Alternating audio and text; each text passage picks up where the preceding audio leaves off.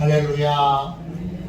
네, 선교의 동기 하나님의 사랑, 선교의 동기 하나님의 사랑, 이런 제목으로 함께 은혜 나누겠습니다. 오늘은 요나서를 가지고 함께 은혜를 나누겠습니다. 제가 33살 되던 해에 책을 냈습니다. 부목사 시절이었는데 담임 목사님께서 책을 이건 내도 좋겠다 그렇게 허락해 주시고 추천해 주셔서 제가 요나의 기도라고 하는 책을 썼습니다. 절판된 책이고요. 저도 우리 인터넷 중고 서점에 제 책이 나오면 얼른 삽니다. 이제 책을 저도 구할 수가 없어서 이렇게 책이 나올 때마다 사고 있는데요. 오늘 말씀 듣고 혹시 이 책이 좀 필요하시다 그렇게 생각이 되시는 분은 말씀해 주시면 한 권밖에 없으니까 오늘 제일 먼저 말씀해 주시는 분 드리도록 할게요. 제 아내한테 말씀해 주시면 좋겠고요. 혹시 또 그래도 나 이 책 좀 구했으면 좋겠다 하시면 조금만 기다려 주세요. 그러면 또 인터넷에 중고 서적으로 나오는 게 있으면 사서 드려볼 수 있도록 하겠습니다. 요나서 선지자를 먼저 여러분들한테 소개해 드리겠습니다. 이 요나 선지자는 70인 역으로 헬라어 성경으로 보면 이오나스, 그리고 영어 성경에는 조나, 그리고 히브리어 성경에는 요나입니다. 그러니까 미국 사람들보다 우리가 원어에 더 가까운 발음으로 그렇게 요나서를 읽고 있습니다. 미국 사람들은 조나 이렇게 읽게 되고, 그 다음에 헬라 계통에 있는 그러한 문화권에 있는 사람은 이오나스 이렇게 읽지만 우리는 요나 이렇게 읽습니다. 요나는 다른 어원으로 보면 뜻이 도브, 비둘기라는 뜻입니다. 왜 비둘기라는 이름을 가졌을까?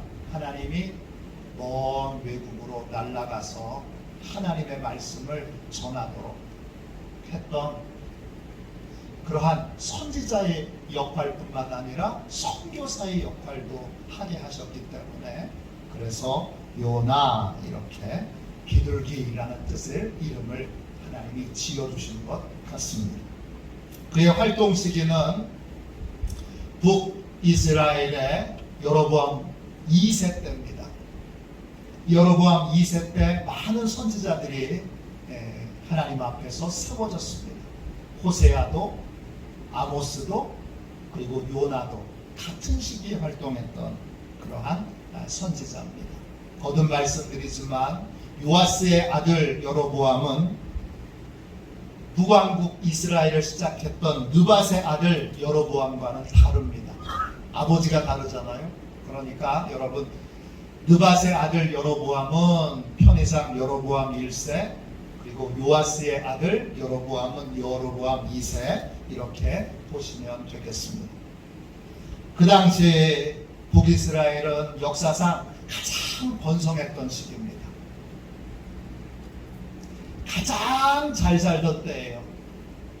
그런데 영적으로는요, 심하게 타락하여 우상 숭배가 심해졌고 부정과 토색과 억압이 많았던 시대예요.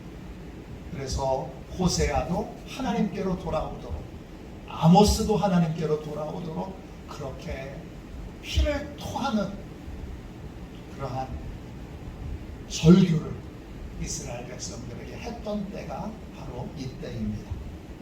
이때 요나 선지자는 어떻게 활동했느냐? 열왕기상 14장 25절을 보십시오. 스크린에 나와 있죠. 이스라엘의 하나님 여호와께서 그의 종 가드헤벨 아미떼의 아들 선지자 요나를 통하여 하신 말씀과 같이 여로보암이 이스라엘 영토를 회복하되 하맛 어귀에서부터 아라바 바다까지 하였으니. 자, 북이스라엘에서 활동했고 주로 어떤 예언을 했느냐 하면 북이스라엘이 전쟁에서 승리할 겁니다. 또 잃어버렸던 영토를 다 되찾게 될 겁니다. 이걸 요나 선지자가 예언했습니다. 인기가 있었을까요? 없었을까요? 사람들이 소망하고 바라고 원하던 것을 예언했기 때문에 사람들에게 굉장한 인기를 가졌던, 선지자가 백성들에게 인기를 얻기가 쉽지 않은데 요나는 인기가 상당히 많았던 그런 선지자입니다. 고향은 어디죠? 고향은 가드헤벨입니다. 이 가드헤벨은, 가드는 포도 이런 뜻이고, 그 다음에 헤벨은 그 어원을 보면 땅을 깊이 파다 이런 뜻이에요. 그래서 이 가드헤벨이라고 하는 말의 뜻은 포도주 우물이라는 뜻이에요. 포도주를 우물을 파듯이 깊게 땅속에 파고 거기다가 포도주를 저장했던 곳이죠. 그렇게 포도주를 저장했던 그러한 지역이 바로 가드헤벨이고, 위치는 나사렛에서 한 북쪽으로 3km 더, 나사렛보다 북쪽으로 한 3km 떨어져 있는 곳에 위치해 있습니다. 그곳에서 태어났고 그의 아버지는 아미떼입니다. 다른 어떤 기록은 나와 있지 않아요. 결혼을 했는지 안 했는지, 자식이 있는지 없는지 모릅니다. 오직 아버지 이름만 나옵니다. 그는 니누에로 하나님이 선교를 떠나라고 보내시는데요. 언제 보내시느냐? 선교의 시기가 언제냐? 이게 참 중요한데, 여로보암 2세가 통치하던 때가 통치 기간이 41년이나 돼요. 도대체 41년의 이 기간 동안에 언제쯤이 니누에로 선교를 떠난 시기인가 저희가 연구를 해보니까 대략 기원전 760년 경으로 니누에 선교의 시기를 꼽아요. 왜 이 시기를 선교의 시기로 꼽느냐 하면 아수르 땅에 특별한 일들이 있었어요. 먼저 이 760년 이 전후로 아수르를 다스렸던 왕은 아수르단이라고 하는 왕이에요. 아수르단 3세인데 매우 나약했어요. 그래서 왕권이 크게 약화되어서, 우리가 강대국이 될 수 있을까? 우리가 강대국으로서의 역할을 할 수 있을까? 그렇게 백성들이 많이 불안해하던 때예요. 또 그때 이 760년 전에, 5년 전에 아수르 땅에 큰 역병이 들어서 많은 사람들이 죽었어요. 또 3년 전에, 그러니까 기원전 763년 6월 15일에 일식이 있었어요. 우리도 조선시대에 일식은 하나님이 신기한 일을 행하시는 것으로 그렇게 여겨서 장영실 이런 분들이 일식의 시간을 알아맞히는 것을 중요한 그러한 책무로 여겼던 때가 있어요. 기원전 763년 6월 15일에 일식이 임해서, 그래서 해가 사라져 버렸어요. 깜깜해졌어요. 그 일들로 인하여 백성들이 신을, 물론 하나님을 믿는 사람들이 아니기에 자기들이 믿는 신에 대하여 깊은 두려움을 갖고 있었던 때예요. 그래서 이 시기를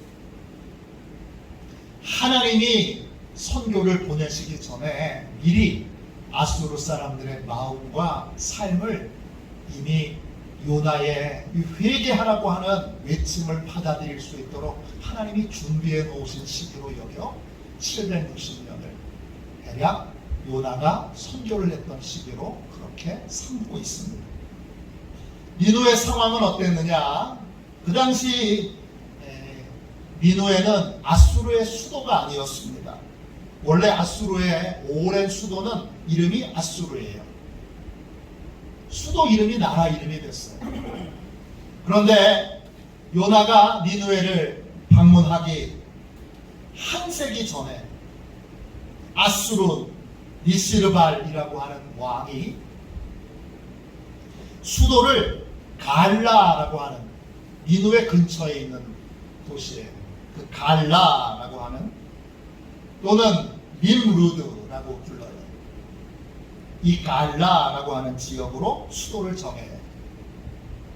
그리고 요나가 방문한 다음에 50년이 지나서 성경에 나오는 사메립 왕이 니누에로 수도를 옮기게 됩니다. 그러니까 원래 수도가 아수르였다가 갈라였다가 니누에예요. 그래서 요나서를 자세히 읽어보면 니누에에 가서 복음을 전하는데 왕이 니누에에 있었으면 바로 그걸 알았을 텐데 니누에에서 사람들이 회개한다는 소식을 왕이 전해 듣게 됩니다.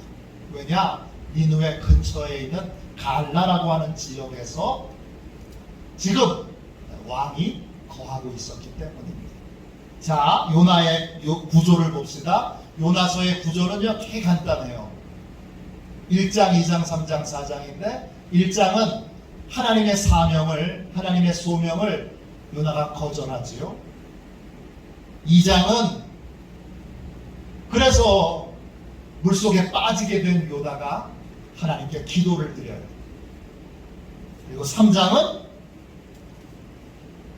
다시 소명을 받은 요나가 니누에 성에 가서 복음을 전하니까 니누에 사람들이 다 회개해요. 신기한 일이 벌어져요. 그리고 4장에 가면 그 회개 때문에 하나님이 심판하시려고 하는 계획을 철회하세요. 그러니까 요나가 막 화가 나서 하나님한테 막 대들어요. 근데 하나님이 왜 니누에를 용서하실 수밖에 없었는지 그 이유를 요나에게 방명풀을 통해서 깨닫게 해주세요. 아주 간단해요. 너무너무 은혜스러운 말씀이에요. 자, 먼저 1장을 보겠습니다. 자, 요나서 1장을 여러분 이제 읽을 준비를 하고 펼쳐 놓으세요. 구약성경책 1287쪽이에요. 요나서 1장 보세요.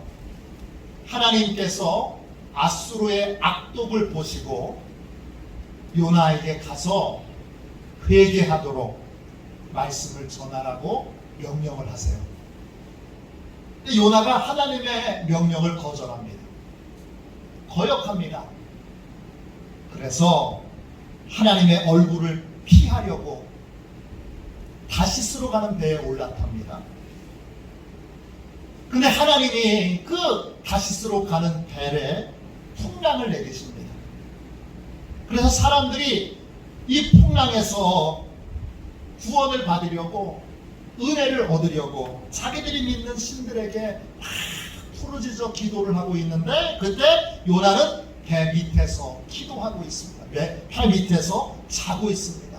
혼자 자고 있습니다. 그러다 선장이 내려가서 요나를 깨웁니다. 뭐라고 깨우지요? 6절 보세요. 이 6절 말씀이 1장 6절 말씀이 요나서 전체를 관통하는 핵심 말씀입니다.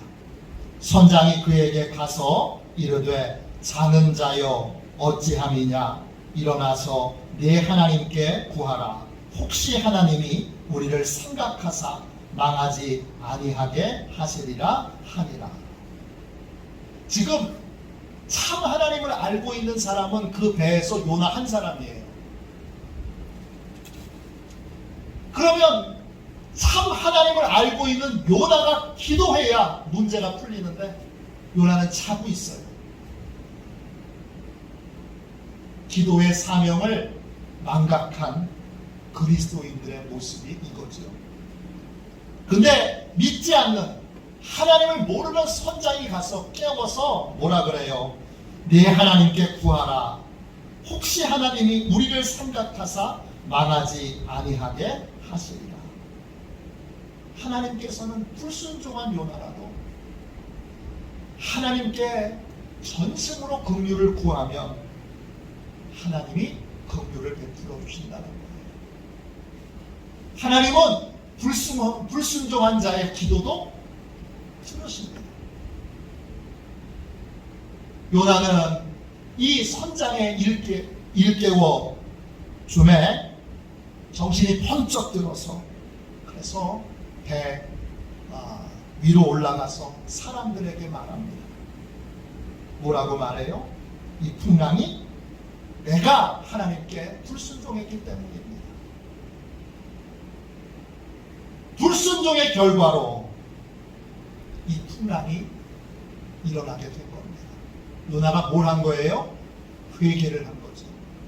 제비를 뽑았는데 요나가 됐어요. 그래도 얼마든지 부인할 수 있잖아요. 내 책임 아닙니다. 난 모릅니다. 난 억울합니다. 난 모르는 일인데요. 이거 왜 내가 뽑혔을까요? 그럴 수 있는데 요나는 그렇게 하지 않아요. 자기의 불순종을 인정하고 나 때문에 풍랑이 일어난 겁니다. 내가 불순종해서 하나님이 나 때문에 여러분이 이런 고통을 당하게 된 것입니다. 나를 저 바다에 던지십시오. 그래서 요나를 바다에 던집니다. 그러자 바다가 금방 잔잔해집니다. 보세요. 제가 그림을 잘 골랐죠. 요나가 직접 뛰어내리는 듯한 그림이에요. 사람들에 의해서 억지로 바다에 던져지는 것이 아니라 스스로 바다에 자기를 던지는 듯한 그림을 제가 골라왔어요. 이게 맞을 거예요. 불순종한 죄를 요나가 인정하고 내가 불순종했기 때문에 하나님이 이런 징계를 여러분들에게 내리신 겁니다. 여러분은 잘못한 게 없고 나 때문에 이런 고통을 받게 될 겁니다. 그렇게 자기 죄를 고백합니다. 그리고 하나님께 긍휼을 구하며 하나님 용서해 주세요. 그리고는 바닷속에 뛰어들 겁니다. 그러자 하나님이 어떻게 하시죠? 바다를 잠잠케 해주십니다. 그리고 불순종의 죄를 인정한 요나를 위해서 하나님이 물고기를 예비해 주십니다. 이게 1장의 내용이에요. 우리에게 사명이 있어요, 여러분. 우리는 사명을 망각한 인생을 살면 안 돼요. 요나가 사명을 망각했어요. 한국교회가 사명을 망각했어요. 우리가 하나님께 순종해야 이 나라가 복을 더 받는다. 이 나라가 하나님의 뜻대로 온전히 서는데 우리가 하나님께 불순종했어요. 우리가 하나님께 기도의 책임을 망각했어요. 근데 여전히 교회는 우리의 잘못입니다 라고 고백하지 않고 다른 얘기들을 하고 있어요. 이제 요나처럼 한국이 이렇게 어렵게 된 것, 코로나가 멈춰지지 않는 것 우리 때문입니다. 우리의 불순종 때문입니다. 우리가 이 나라와 이 민족을 위해서 기도하지 않았기 때문입니다. 교회가 여러분 신실한 지도자를, 정치 지도자를, 경제 지도자들을 세워야 되는데 교회 우리가 그런 인물들을 키워내고 있지 못해요. 왜 그렇지요? 어느 순간부터 나라와 민족을 위한 기도가 교회 안에서 멈춰졌어요. 교인들이 또 교회가 또 목회자들이 탐욕에 사로잡혔어요. 욕심을 부리며 기도 대신에 돈을 탐하며 자기의 이익을 탐하며 그렇게 살게 되면서 우리가 이 모양 이 꼴이 되는 것이죠. 해결하는 방법은 뭐예요? 우리의 영적 책임을 자각하고 우리 때문입니다. 나 때문입니다. 인정하고 다시 기도하는 책임을, 다시 순종의 책임을 하나님 앞에 다시 고백하며 순종하는 삶을 살기로 결단하는 것. 그것이 살 길인 것입니다. 자, 2장 보겠습니다. 요나는 제가 2장을 너무 사랑해요. 제가 쓴 책 요나의 기도에 그래도 한국교회에 조금 공헌한 것이 있다 그러면 저 이전에 요나서를 썼던 모든 분들은 2장을 대충 다뤘어요.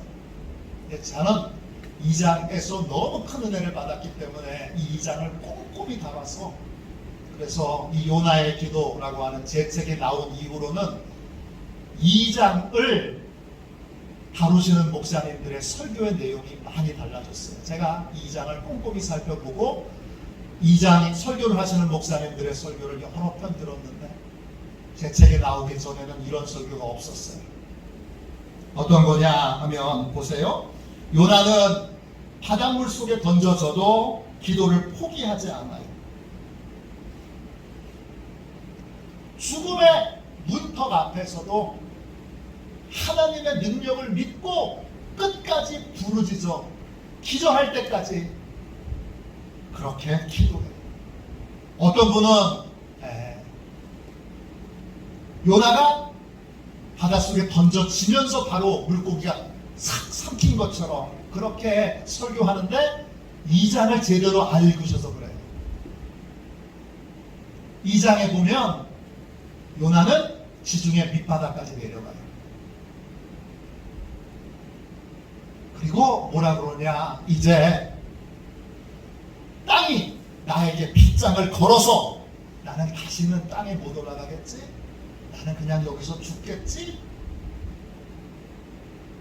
이런 마음을 요나가 품고 있어요. 모든 소망을 포기해야 되는 상황인데 그 상황에도 하나님이 건져주실 것을, 하나님이 역사해 주실 것을 요나가 포기하지 않고 요나를 포기하지 않고 하나님께 기절할 때까지 그렇게 기도해요. 자, 여러분 이 그림을 한번 보세요. 이게 거의 유일하게 제가 지금 이 요나서 2장에 나와 있는 내용들을 표현하고 있는 그림이에요. 지중해 밑에 있는 풀들이 머리에 닿아요. 그건 바다 밑에까지 떨어집니다. 그런데 그 밑에까지 떨어지면서 요나가 물고기에 삼켜질 때 정신을 잃어요. 정신을 잃은 상태에서 물고기가 삼키는데요. 그 삼킬 때에 그 삼키기 직전에 기절할 때 직전까지 하나님께 계속 하나님이 도와주실 것을 포기하지 않고 기도하고 구합니다. 여러분 2장 4절 보세요. 4절부터 6절까지 보세요. 4절입니다. 내가 말하기를 내가 주의 목전에서 쫓겨났을지라도 다시 주의 성전을 바라보겠다 하였나이다. 물이 나를 영혼까지 둘러싸우며 기쁨이 나를 애워싸고 바다 풀이 내 머리를 감쌌나이다. 바다 풀이 내 머리를 감쌌어요. 바다 밑에까지 떨어진 거잖아요.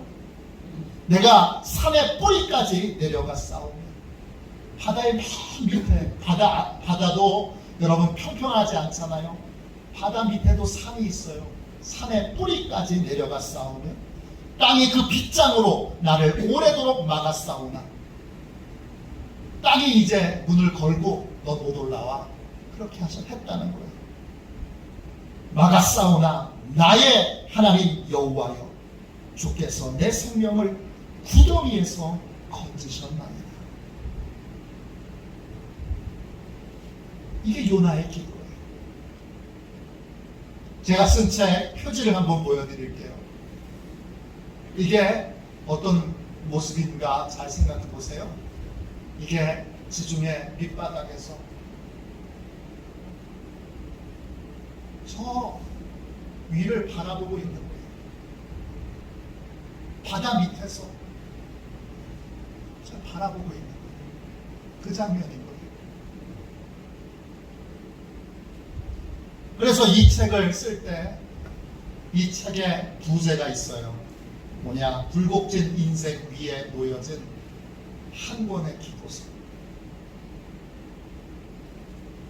이 요나서를 제가 강해를 할 때 개인적으로 제가 밑바닥이었어요.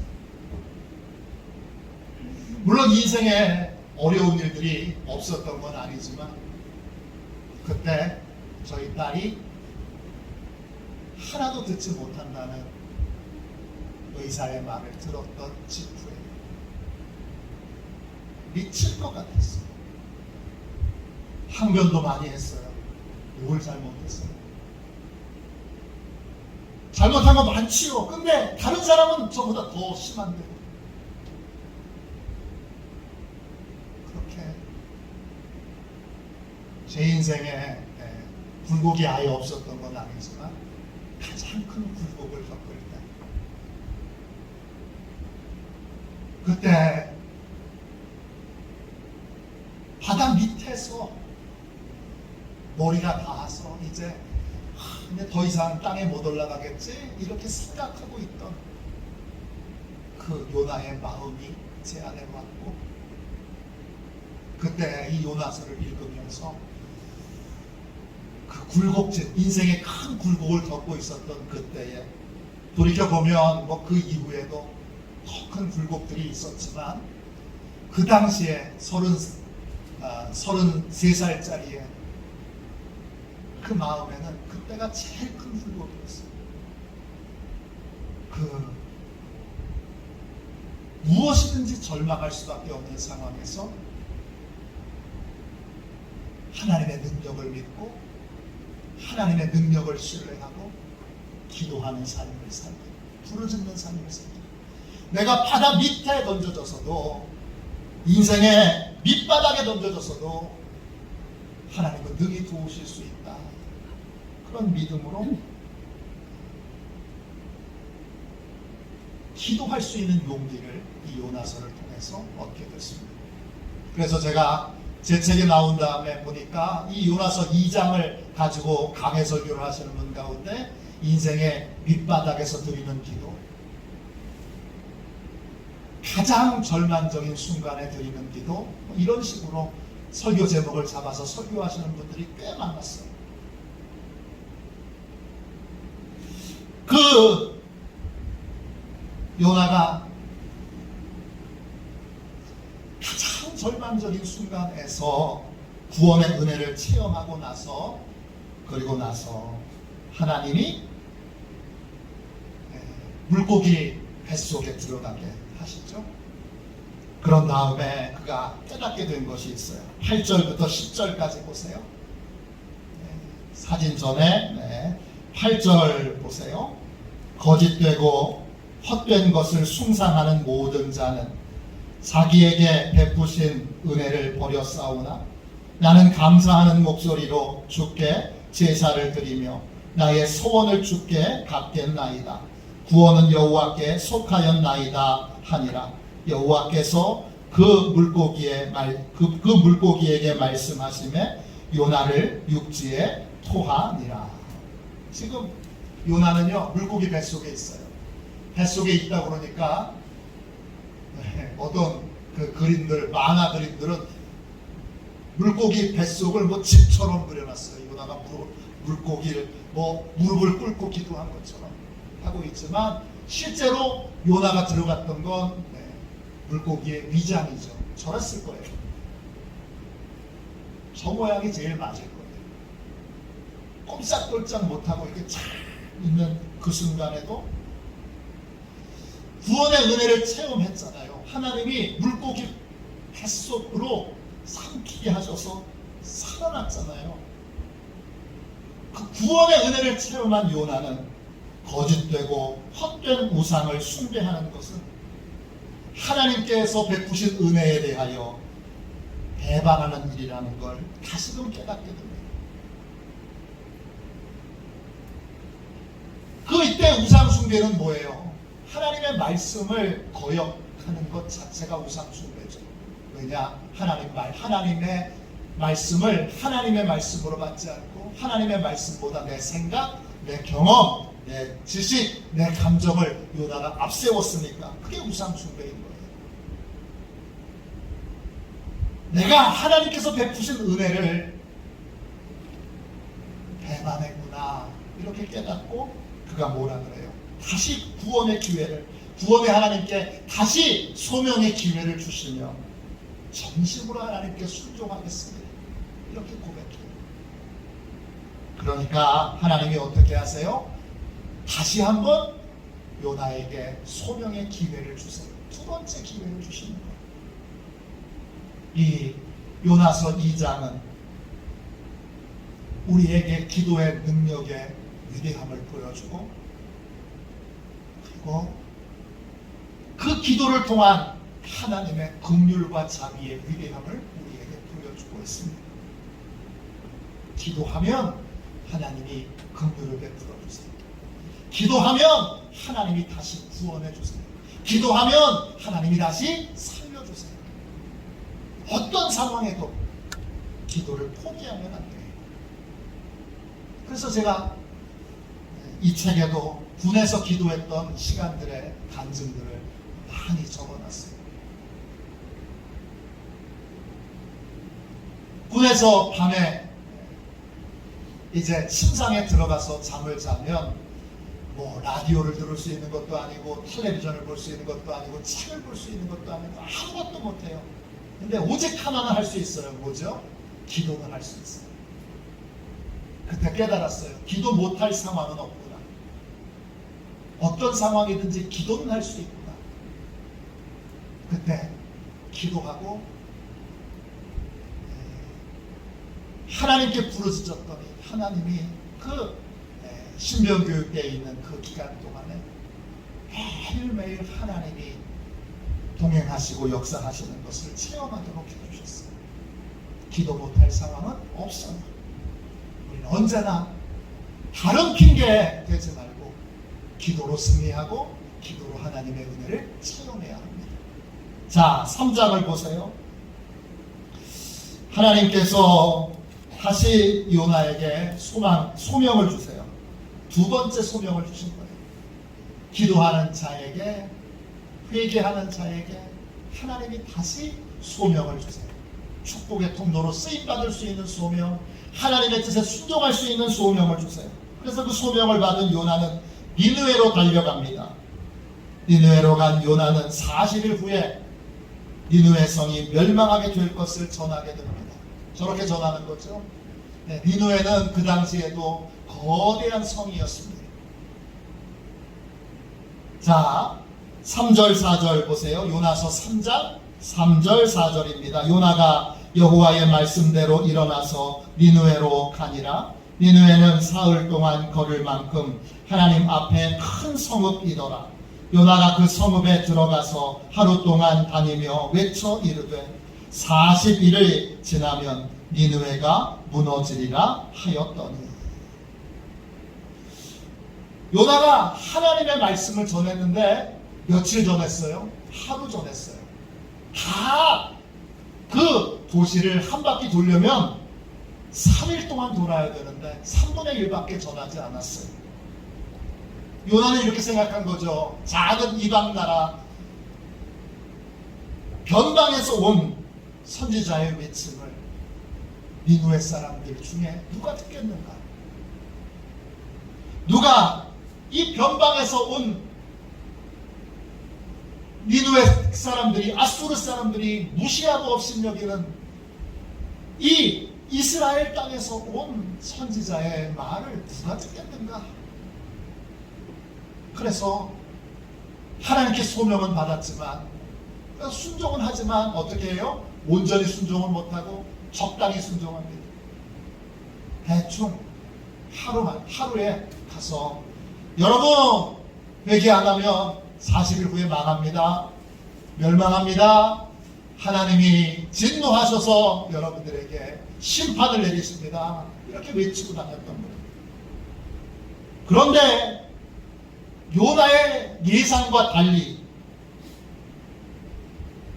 니느웨 사람들은 요나의 외침에 강력하게 반응합니다. 어떻게 이렇게 강력하게 반응할 수 있었죠? 하나님이 이미 니느웨 사람들의 마음에 일식을 통해서, 연병을 통해서, 또 힘약한 무기력한 그러한 왕의 통치를 통해서 하나님의 심판에 대한 두려움을 가장 갖게 하셨는데, 요나의 외침이 그 두려움을 회개로 촉발시키는 그러한 변화를 가져오게 되었던 거예요. 자, 여러분 5절 보세요. 5절부터 9절입니다. 니느웨 사람들이 하나님을 믿고 금식을 선포하고 높고 낮은 자를 막론하고 굵은 베옷을 입은지라. 그 말을 듣고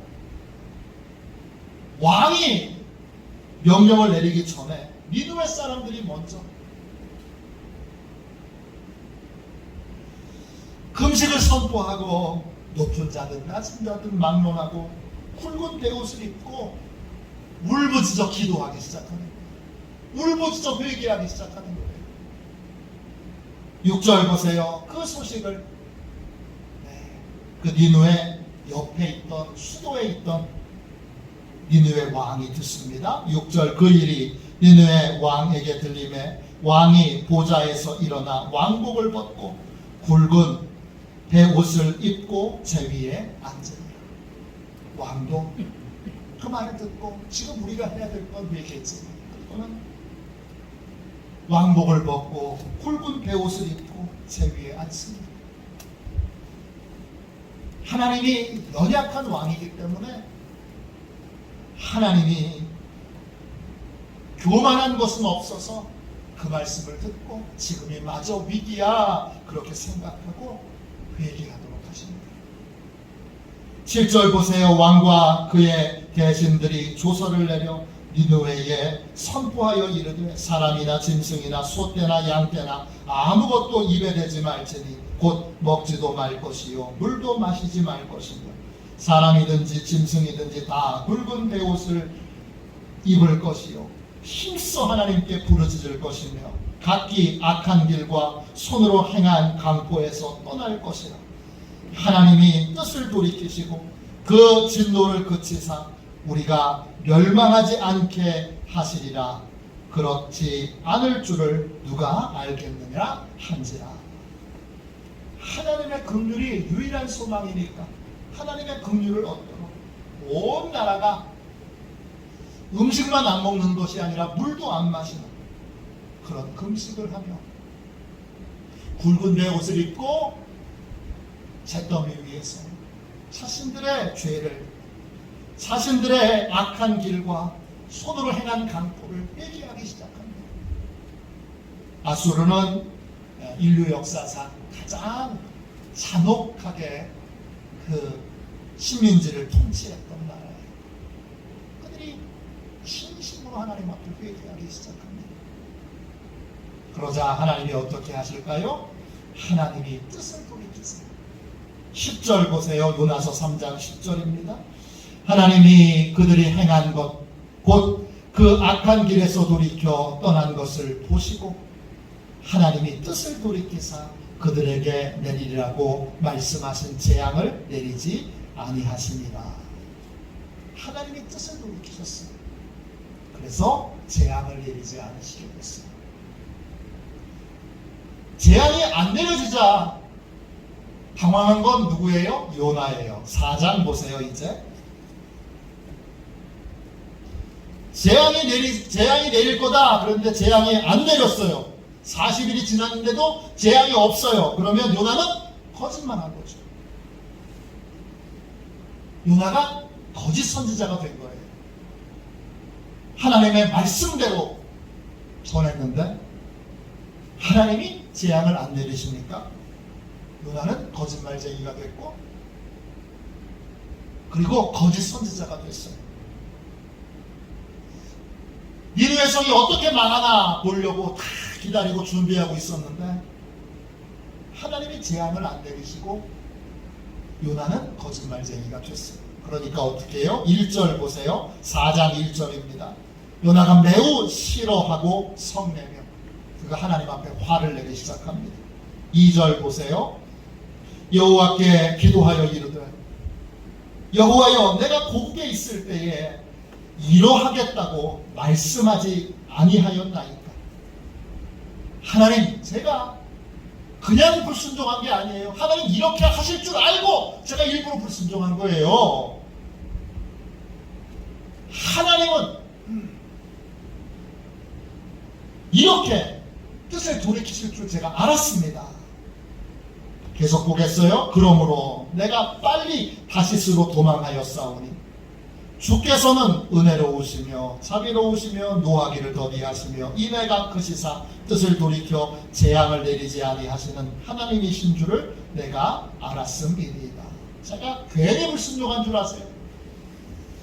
하나님이 은혜로우시고 자비로우시고 노하기를 더디하시고 인애가 크셔서 니느웨 사람들에게 심판을 선포해도 용서하실 줄 알았기 때문에 제가 그렇게 한 겁니다. 하나님 왜 공의를 행하시지 않습니까? 왜 하나님 용서하십니까? 하나님의 용서에 요나가 분노합니다. 그러자 하나님이 박농풀을 통해서 요나에게 교훈을 주십니다. 이제 니느웨가 멸망할 거잖아요. 그러니까 요나가 니느웨 동쪽에 초막을 짓고, 야, 어떻게 하나님이 이 니느웨 성을 멸망시키나 구경하자. 그리고는 하나님이 유황불로 심판하실까, 지진으로 심판하실까, 아니면 태풍으로 심판하실까, 도대체 어떻게 심판하실까, 그 멸망의 때를 기다리고 있습니다. 근데 그때 그 초막에 뜨거운 태양빛이 비추니까 하나님이 박농풀을 자라게 하셔서 그 박농풀이 그늘을 다 만들어줍니다. 그러니까 요나가 거기에서 위로를 얻습니다. 야, 박농풀아, 고맙다.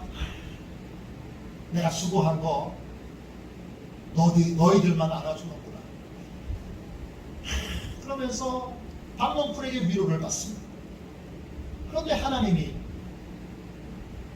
당연히 니느웨 성이 멸망할 줄 알았는데 하나님이 용서하시고,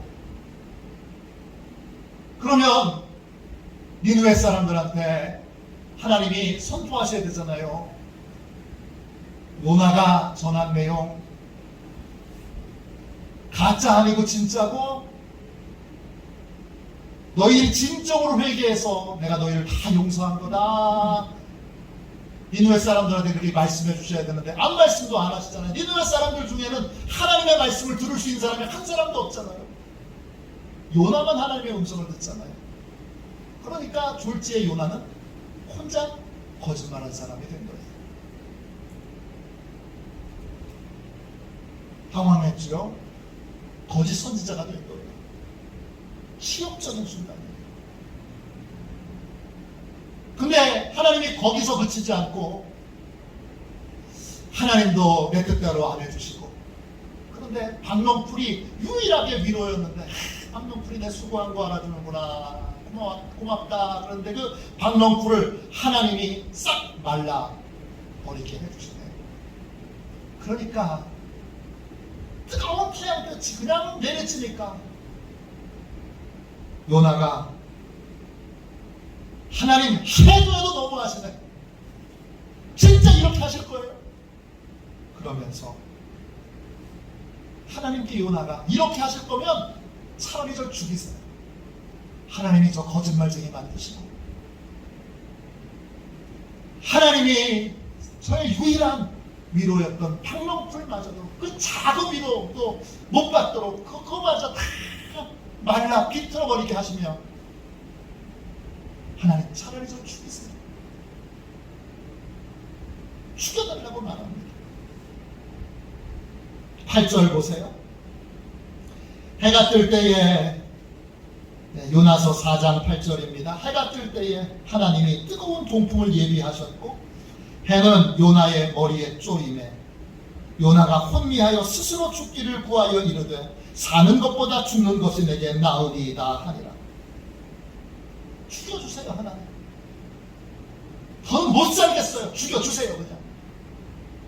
그런데 하나님이 박농쿨을 아끼고 사랑했던 요나의 마음을 통해 하나님의 마음을 일깨워 주십니다. 9절부터 11절까지 보세요. 하나님이 요나에게 이르시되 내가 이 박농쿨로 말미암아 성내는 것이 어찌 옳으냐 하시니 그가 대답하되 내가 성내어 죽기까지 할지라도 옳으리이다 하니라. 하나님 이것마저도 없애시는 게 하나님 모르세요? 아니에요. 제가 옳아요. 그렇게 요나가 제가 성내는 거 옳고요. 제가 지금 화내는 거 옳고요. 그래서 하나님께 막 따져서 지금 분노를 쏟고 있는데 하나님이 10절 11절에 말씀하세요. 여호와께서 이르시되 내가 수고도 아니하였고 재배도 아니하였고 하룻밤에 났다가 하룻밤에 말라버린 이 박농쿨을 아꼈거든. 너 그 박농쿨을 그렇게 아껴서 아무것도 아닌 생명 사람처럼 정말 하나님의 영이 있는 존재도 아닌 박농쿨을 그렇게 아껴서 사랑했는데 11절 보세요. 하물며 이 큰 성읍 니느웨에는 좌우를 분별하지 못하는 자가 12만 여명이요 가축도 많이 있나니 내가 어찌 아끼지 아니하겠느냐 하시니라. 하나님이 박농쿨을 아꼈던 요나의 마음, 그 마음에 하나님이 요나는 조금도 사랑과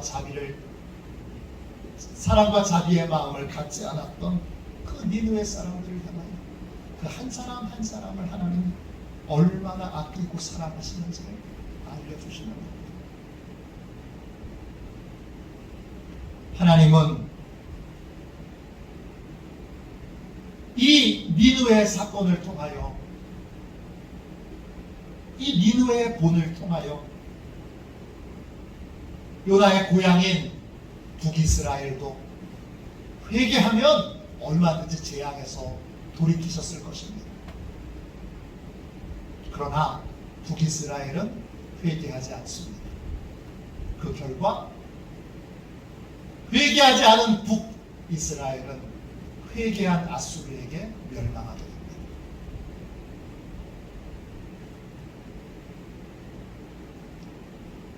하나님의 긍휼과 자비는 언제나 회개하는 자에게 임하게 됩니다. 하나님은 우리 한 사람 한 사람을 귀히 여기시고 소중히 여기십니다. 우리가 복음을 전하는 이유는 하나님이 그들도 사랑하시기 때문입니다. 하나님은 일본도 사랑하세요. 일본이 하는 모습을 보면 얼마나 여러분 정말 웃기고 한심스럽습니다. 이번 올림픽에도 얼마나 한심스러운 짓을 많이 합니까? 세계에서 그렇게 잘 사는 나라인데 의식 수준이 저거밖에 안 되나? 그런데 하나님은 그 일본도 불쌍히 여기시고 일본도 사랑하십니다. 그래서 많은 선교사들을 일본에 보내셔서 원수인 나라 일본에 복음을 전하게 하시고 회개하도록 그렇게 이끌고 계십니다. 복음을 전하는 동기, 그건 하나님이 그분도 사랑하시기 때문입니다. 그분도 하나님의 은혜 가운데 충만한 복과 은혜를 누려야 할 사람이기에 우리가 그분에게 하나님의 사랑을 전하는 것입니다. 오늘 회개하는 자에게 은혜 베풀어 주시는 하나님,